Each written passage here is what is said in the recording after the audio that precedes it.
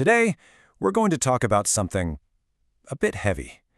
It's a tale of three villages, three communities, thousands of miles apart, but linked by one single, devastating story. And really, at the heart of it all is this one question we really need to ask ourselves. What is the true cost of what we call progress? We're going to look for the answer in three different places, each a world away, but all sharing the same tragic ending. First up, we're heading to Koko in Nigeria. Just imagine this, your village landscape suddenly scarred by a mountain of mysterious, leaking drums. Then we'll jump over to Panamantori, India, where the bright promise of new factories and jobs gave way to a poisoned reality. And finally, we'll go to Vorobyov, Ukraine, a village that was, in just a single moment, silenced by the invisible but deadly fallout from one of the worst nuclear disasters in history. Okay, let's dive into our first story, Koko Village and this whole mystery of the poisonous drums. It all started about 5 years ago, according to a resident named Sunday Nana.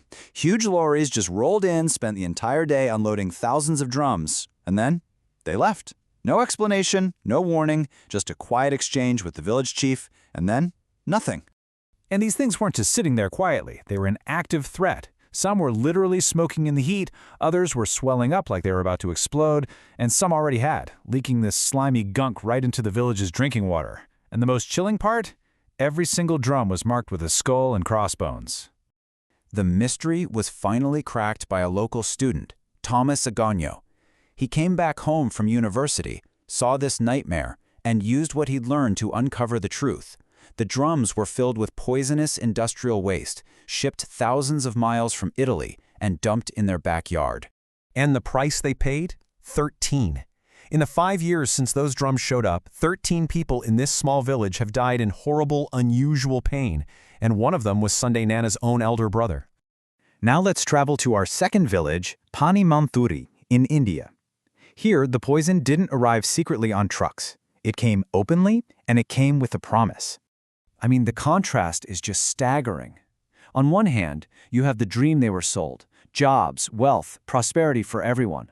And on the other, the reality they were left with, poisoned fields where nothing will grow, painful sores on their bodies, and women having to walk 10 kilometers every day just for clean water. The leather factories came all right, but they took far, far more than they ever gave. To really get what happened, you have to understand the process. Tanning, turning animal skins into leather, is an incredibly chemical-heavy process. We're talking about a toxic cocktail of up to 250 different chemicals, including heavy metals like cadmium, arsenic, and chromium. Nasty stuff. So where did all that chemical waste go? Exactly where you'd fear it would. It was pumped into the air and dumped directly into the open fields and rivers, the very lifeblood of the village. A local woman, Vijaya Sama, just captures that feeling of betrayal perfectly. It's not only what the factories did, but what they didn't say, the warnings that were never given. Her voice just trails off, but you can feel that the list of what they didn't tell us is tragically long. Our final story is, well, it's perhaps the most sudden and absolute. In Vorobyov, Ukraine, the danger wasn't chemical waste, but something completely invisible, radioactive dust. We hear this story from Natasha Revenko.